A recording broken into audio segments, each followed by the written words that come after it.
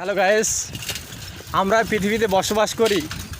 সুন্দর, অনেক সুন্দর লাগে, ভালো লাগে, কিন্তু দুঃখের বিষয়ে একটা কথা না বললে নাই, আপনাদের মাঝে তুলে না ধরলে নাই।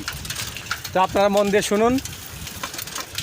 এই যে আমার ভাইটা দেখতে পাচ্ছেন, এনাকে, এটা আমার হজরত ভাই, আমার প্রাণপ্রিয় ভাই, প্রাণের সাথী। এখানেই আমি একটু বর্তমান ঘুরছি ফিরছি, চলছি পথ। তো মূল কথায় আসি। দেখেন, আল্লাহ তাআলা এত জিনিস সৃষ্টি করেছে, কত মায়াবী একটা নারী সৃষ্টি করেছে, কত সুন্দর। আমরা তার কাছে যখন যাই, আদর্শনীয় করি, তখন কত মায়া, কত স্বপ্ন, কত আশা, আর বাসা বেঁধে আমরা পথ চলি এই মহান পৃথিবীতে। তার ভিতরে একটা আরও কথা, দারুণ কথা।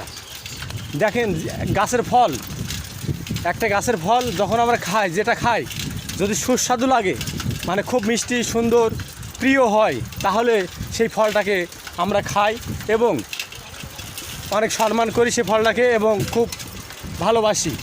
আর এমন কিছু ফল আছে যে ফলটা মুখে দিলেই অস্বাদ লাগে, সেই ফলটাকে আমরা বেশি বেশি ঘৃণা করি এবং সেই ফলটা আমরা দূরে ছুঁড়ে ফেলি।